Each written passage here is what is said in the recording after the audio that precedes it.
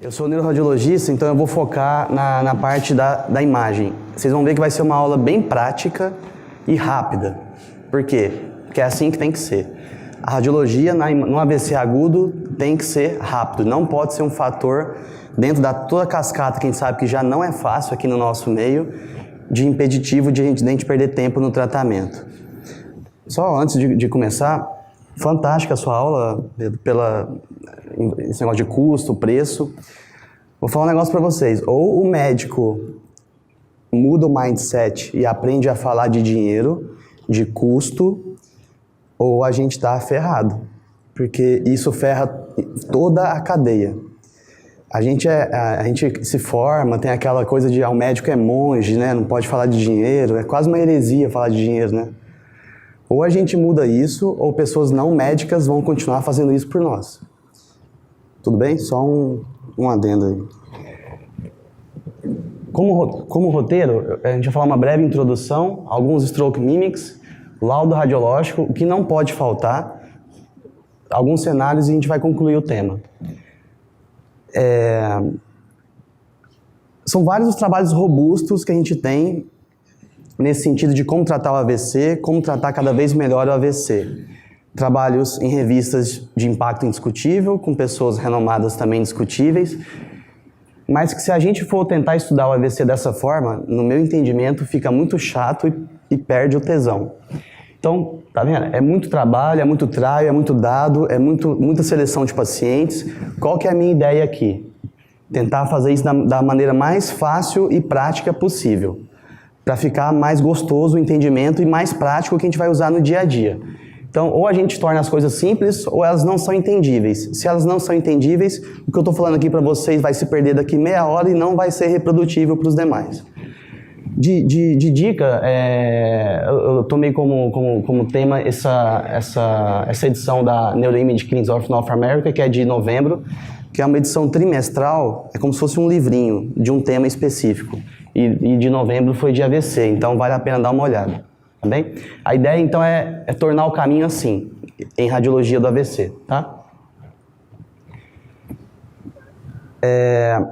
As pessoas que fazem os trials e os trabalhos muito bem desenhados que a gente acabou de mostrar, elas não sabem o dia a dia do serviço em que você trabalha, não é verdade? Elas não sabem se a tomografia está do lado do pronto-socorro, se a ressonância está do lado ou se está no andar de baixo. Por exemplo, estou dando exemplo de onde eu trabalho, que eu tenho conhecimento, né? Da BP, da Unifesp, ela não sabe que a ressonância fica do outro lado da rua, que tem que pegar uma ambulância, dar a volta no quarteirão com o paciente, ou seja, o algoritmo de radiologia, ele tem que ser entendido por quem trabalha naquela instituição e sabe o fluxograma que funciona ali. Então, a gente vai usar os trabalhos como entendimento do processo, do que está sendo sugerido, mas o fluxograma radiológico, no meu entendimento, ele tem que ser feito com a equipe multidisciplinar, neuroradiológica, neurológica e de neuroradiologia intervencionista, porque é quem está no habitué ali da situação. Outra coisa, a gente não tem isso aqui no Brasil, né? Um pré-hospitalar bem feito, em que o cara na ambulância já sabe detectar, tem uma tomografia dentro da ambulância, vê um trombodenso, se não tiver contraindicação, já infunde o trombolítico, já contacta o médico que está lá no serviço através de celular, ou seja, essa parte, nossa, é muito complicada. Por isso, os pacientes que chegam para a gente já estão naquele time já limítrofe ou um pouco estendido, não é verdade? O que a gente tem que tentar entender nesse cenário? E essa é a mensagem da aula. É só essa a mensagem da aula. A gente tem que entender que esse mecanismo aqui, embora semelhante e a imagem parecida em muitos pacientes, o desfecho pode ser totalmente diferente em vários deles. Por quê? O chavão clássico de tempo é cérebro? Ok, tempo é cérebro. Só que cada cérebro tem o seu tempo. Por que eu tenho que ter esse entendimento? Para eu individualizar o tratamento. Essa é a perspectiva que a gente tem na área médica hoje. A gente está aqui falando de AVC, mas isso acontece principalmente no meio oncológico, né?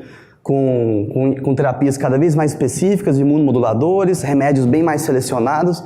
Esse é o entendimento do AVC. Tem que ser assim. O tempo, ele é importante, mas está longe de ser um impeditivo absoluto, clássico, no manejo de conduta dos pacientes. Por que a gente tem que entender isso? Vejam, Eu tenho vários pacientes com tempo estendido, com oclusão de grandes vasos e que tem um mismatch muito importante. Esse é a curvinha que vocês têm, é o gráfico que tem que estar na cabeça. Ou uma outra forma de enxergar isso. Aqui é a curva de tempo por core isquêmico. Eu tenho... não há relação entre quanto mais tempo passa, mais core isquêmico eu tenho. Não é assim que funciona. Cada pessoa, cada cérebro tem o seu tempo. Então eu posso ter core isquêmicos grandes com tempo pequenos. Ou, vocês entenderam? Ou eu posso ter core isquêmico pequeno com tempo grande. Qual que é a mensagem? Não é uma relação linear entre quanto mais tempo, mais core isquêmico. Por isso, de novo, o tempo não deve ser o fator primordial de decisão. Coisa rápida em relação a stroke mimic. São vários. A gente pode enumerar um monte, dar um monte de exemplo aqui. Qual que é a mensagem? Você vai estar errando muito mais se atrasar a instituição de um trombolítico do que se você fizer um trombolítico no stroke mimic. Certo? Isso está bem estabelecido, eu fiz questão de cortar aqui do artigo para vocês verem. Tá? A gente pode ter vários stroke mimics. Veja esse exemplo, paciente jovem, com cefaleia latejante à esquerda, com hemiplegia à direita, faço a ressonância, não tem nada no flare, no T2 na difusão, eu tenho uma alteração perfusional extensa com hiperfluxo e tempo prolongado. É um caso de uma migrânia complicada. Esse exemplo, se a gente fosse olhar só a perfusão, alto fluxo no hemisfério cerebral esquerdo, alto volume, tempo aumentado, ou seja, está chegando muito sangue e o tempo de circulação naquele território cerebral está estendido. Erroneamente, talvez a gente poderia interpretar como uma coisa isquêmica, não é verdade? Mas se a gente olhar todas as imagens, nada mais é do que uma repercussão hemodinâmica de uma trombose venosa dural. Tá? São vários exemplos de stroke mimics, eu estou mostrando só alguns.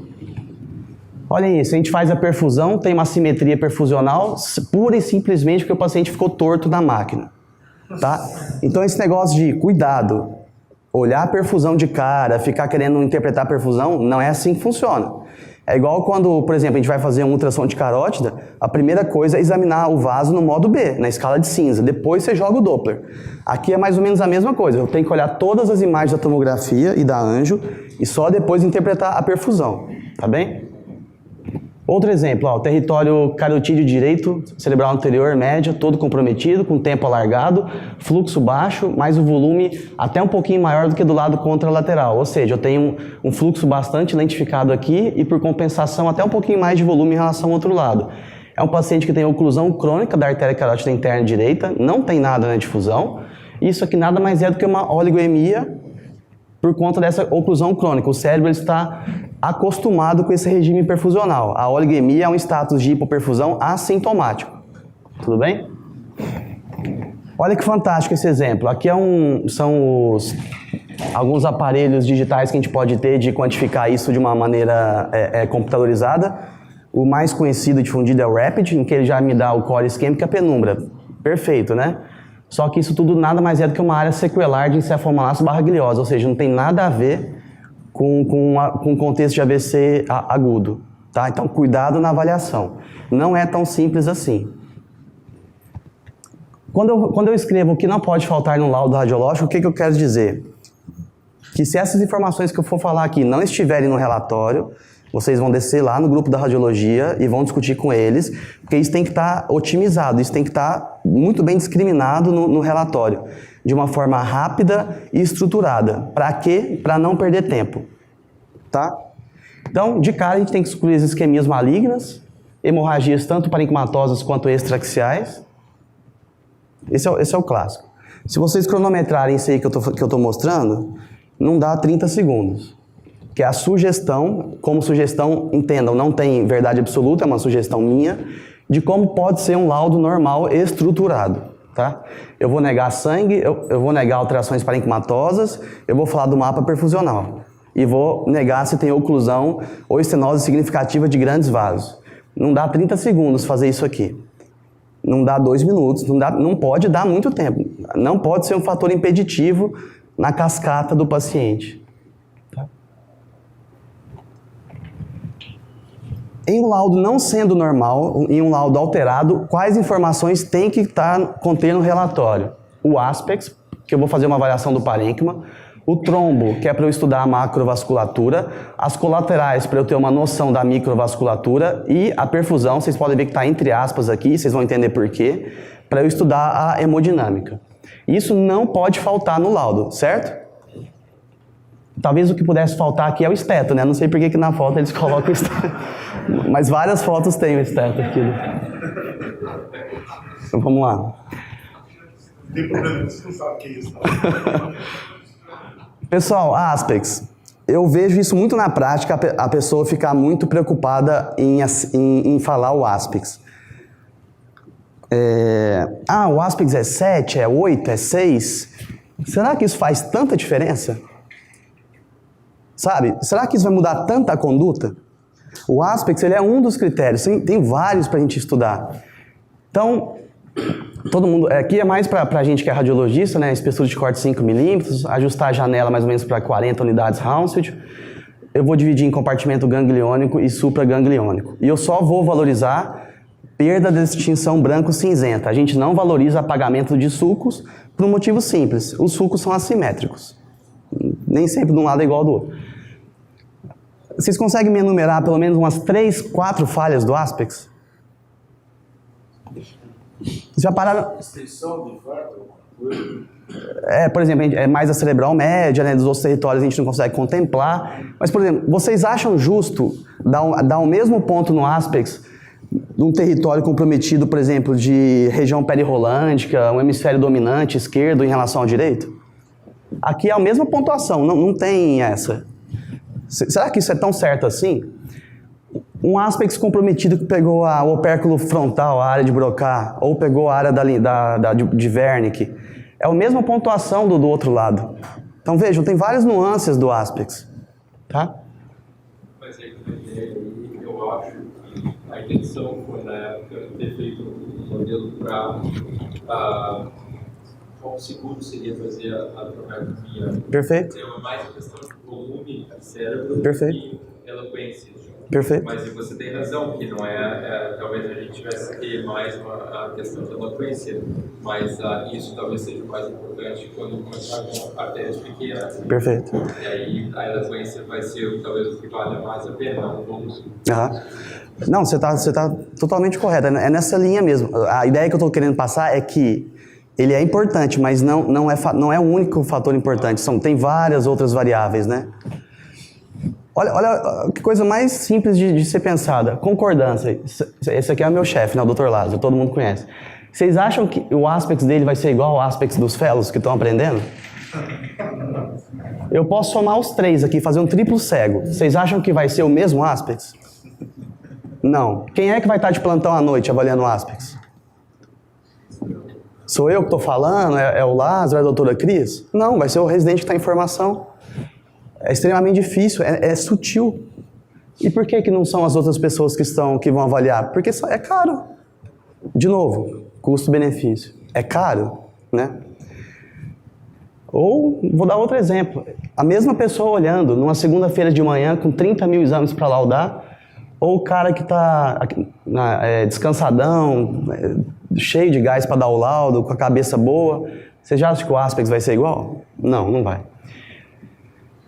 Acha que tem condição de dar o Aspex aqui, no exame que mexeu? E isso é incomum? Quer dar o Aspex nesse caso aqui? Perdeu a distinção branco-cinzenta nos polos temporais. Está comprometido? Não, é só artefato de endurecimento dos feixes pelas estruturas ósseas à base do crânio. Tá? Qual o Aspex desse caso? Território cerebral anterior? Não tem. Qualquer aspecto que eu falar aqui, eu vou estar chutando. O paciente que tem muita microangiopatia, é tudo preto. Então, assim, é só uns exemplos bem óbvios de que é limitado. E é isso que eu quero que vocês tenham na cabeça, tá? Quando eu falei de perfusão no outro slide, eu coloquei entre aspas. Por quê? Se a gente fosse otimizar o protocolo, a gente não deve fazer perfusão em todos os casos. E vocês vão ver daqui a pouco por quê. Só para coisa rápida, a gente tem que ter noção de que a substância cinzenta superficial profunda ela é mais hiperperfundida que a substância branca, por serem áreas metabolicamente mais ativas. E quando eu tenho um hipofluxo, esse hipofluxo ele é gradual. Se a gente for de 100 a 0, De 100 a 50, 60 mais ou menos é o normal. De 60 a 20 é a oligoemia, que em geral é assintomática, aquele exemplo que eu dei de uma oclusão crônica em que o cérebro compensou de outra forma. Ou nos casos sintomáticos eu posso ter a isquemia, né? A penumbra, que é de 20 a 10, e o infarto, em que é de 10 a 0. Isso eu estou falando do CBF, tá? Ah, você fica medindo isso na prática? Não se... Ah, não? Não. Na prática, a avaliação é muito mais subjetiva, é muito mais em escala de cor do que você ficar medindo, colocando o ROI de um lado com o outro. Por quê? De novo, porque tem que ser prático, não pode perder tempo com isso.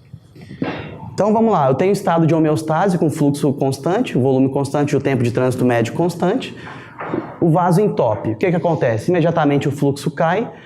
Para compensar, as artérias se dilatam, com isso aumenta o tempo de trânsito e durante um certo tempo eu consigo manter o CBV não baixo ou até um pouquinho mais alto por compensação, mas chega uma hora que esse mecanismo compensatório ele se esgota e aí sim a gente vai ter a isquemia. Tudo bem?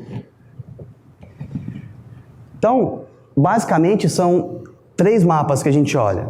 O fluxo, o volume e o tempo de trânsito médio, ou time to drain, tempo de drenagem, que é a mesma informação que nos passa.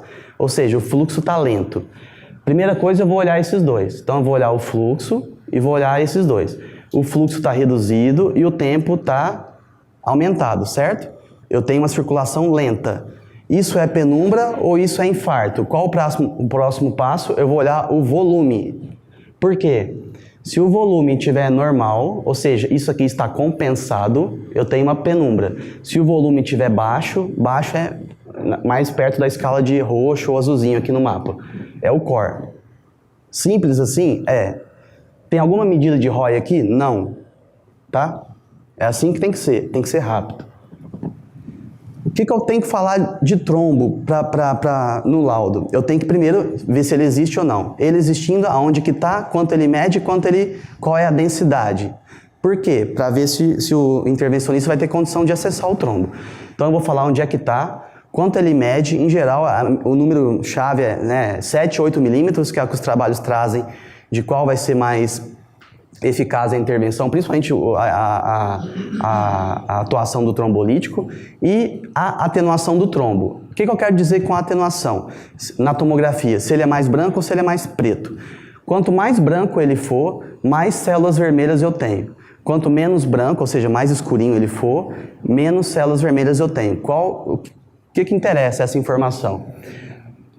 O trombo, quanto mais branco, quanto mais células vermelhas ele tiver, maior é a atuação do trombolítico e a chance também dele ser retirado na trombectomia mecânica. Que é isso aqui, ó. Trombo branco, trombo vermelho, com muitas células vermelhas. Eu posso também detectar esse trombo vermelho quando eu faço o exame de ressonância, tem artefato de suscetibilidade magnética, fica preto. É o contrário desse trombo aqui, que ele não é tão branco, que é o trombo que tem mais fibrina. Esse trombo ele é mais friável, ele se adere mais às paredes vasculares. Colateral. Colateral talvez seja o principal fator e é onde a gente tem que mais prestar atenção. A gente sabe hoje que as minhas colaterais são diferentes de todo mundo aqui, ninguém tem uma colateralização cerebral igual. Por quê? Porque isso é geneticamente determinado. Tá? Então tem gente que tem mais, tem gente que tem menos. Aqui são exemplos de estudos em camundongos demonstrando isso. Aí os residentes sempre perguntam, qual escala de colateral que você usa?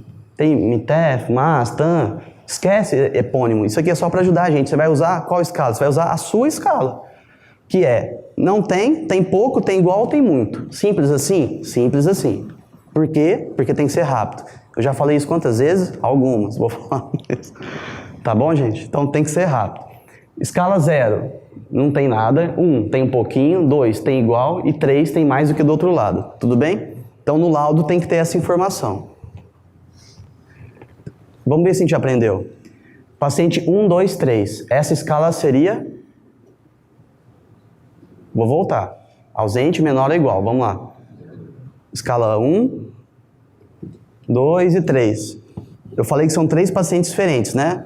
Mas é uma pegadinha. Isso aqui é o mesmo paciente em que eu tenho um estudo dinâmico, quando a gente vai fazer a angiotomo e o estudo perfusional, em que eu tenho dinamicamente o contraste chegando e perfundindo o cérebro e sendo drenado. Se eu avaliar a colateralização numa fase muito precoce, eu vou falar que ele tem pouco. E muito tardio também eu não vou interpretar de uma maneira correta. Qual é o parâmetro? Eu tenho que avaliar a colateralização nessa fase aqui, em que eu já tenho um pouco de contrastação da veia cerebral interna. Essa é a fase mais chave para a gente avaliar as colaterais. Tá bem?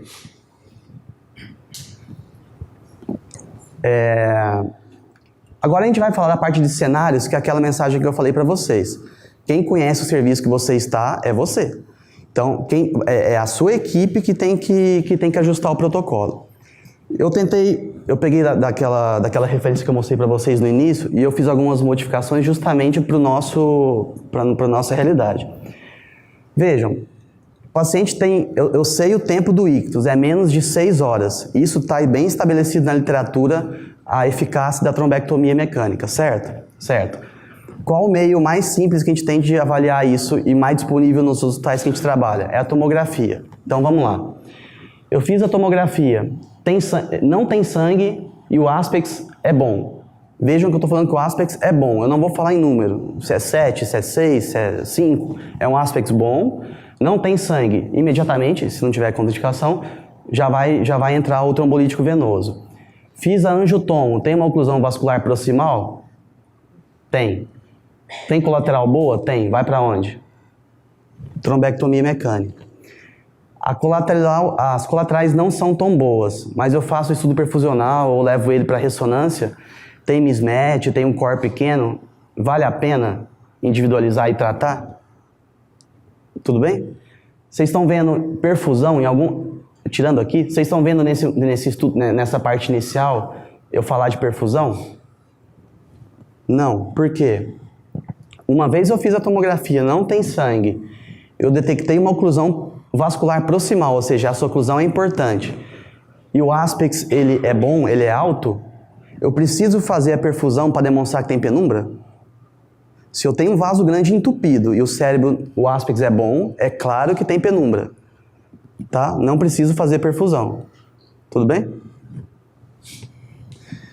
Agora é o cenário 2. A gente tem 2 cenários, o até 6 horas e o de 6 a 24 horas, ou quando eu não sei o tempo. Aqui a gente pode colocar os ACAP strokes. Suponhamos que o seu serviço tem uma relação boa entre o pronto-socorro e a ressonância. Vamos então falar um pouco aqui da ressonância. Ressonância, o protocolo é muito rápido. O que eu tenho que fazer? Difusão, flare e um T2 estrela para afastar sangramento. Se eu tiver um mismatch difusão flare, ou seja, a difusão brilha e o flare é normal, isso está bem estabelecido que não deve ser mais do que 4 horas e meia o tempo de isquemia. E se eu não tiver sangue, eu posso começar o trombolítico. Então, vamos lá. A gente já viu isso, não tem sangue, fiz a anjo a gente faz só um TOF, que é um sem contraste, que é bem rápido. Tem oclusão vascular proximal? Tem. A difusão é pequena? Sim, trombectomia mecânica. A difusão, ela não é tão pequena, mas tem um mismatch clínico importante em relação à NIH, e eu faço a perfusão para me dar uma informação a mais de que há tecido salvável. Sim, então por que não individualizar o tratamento e dar a chance para ele de fazer a trombectomia mecânica? É a única chance, ele só tem essa chance. Então, qual que é a ideia de tudo isso aqui que eu estou falando? É não tirar a chance daqueles que poderiam se beneficiar do tratamento, que é nível 1A de evidência, simplesmente porque o tempo é maior. Essa é a ideia de todos os trabalhos de perfusão que a gente tem, se a gente for resumir simplesmente assim. É o mesmo cenário, mas no serviço que eu estou não tem ressonância. Será que dá para fazer? Então vamos lá. Fiz a tomografia, o Aspex é bom. Não tem sangue nem isquemia. Fiz a angiotomo, tem uma oclusão vascular proximal. E a perfusão ainda me encoraja mais a intervir nesse paciente. Tem um mismatch importante. Eu vou individualizar o tratamento, de novo, NIH, idade, status funcional, trombectomia mecânica. Tudo bem? Então, vocês que têm que montar junto com a equipe o algoritmo radiológico, porque é vocês que estão ali no dia a dia, que sabem a dificuldade de levar o paciente para tomografia, para ressonância. Foi rápido, não foi? Ó, já estamos terminando. Uma vez entendido a isquemia, eu quero finalizar só com esse exemplo. Então, aqui é um paciente com um quadro clínico de isquemia recente. Eu tenho a difusão restrita em todo esse território aqui que eu estou mostrando para vocês. Aqui a alteração perfusional. Eu faço o exame de controle depois de um mês. Vamos voltar. A gente aprende que o edema citotóxico da isquemia, ou seja, aquilo que brilha na difusão, é um core irreversível, não é? A gente aprende assim. Não tem nada de irreversível aqui nessa região, ó. Esse tecido, ele foi salvo. Esse edema citotóxico, ele foi reversível. Então, esse é um exemplo só para finalizar dessa forma. Será que a gente realmente entende a isquemia? Qual que é a ideia? A gente continuar aprendendo, juntando todos os métodos, fazendo essas reuniões, por isso que a gente está aqui agora, né? Multidisciplinar, porque não fiquem fixos só numa informação de imagem, aqui no caso do core isquêmico. Tem muitas outras. Se vocês saírem da aula, talvez tenham vindo com essa ideia, tem vários fatores, mas que o tempo é aquele cabeceira e mais importante. Se vocês tiverem a mudança dessa mentalidade e tentar enxergar dessa forma, eu acho que é o que valeu da apresentação. Tudo bem? Obrigado, pessoal.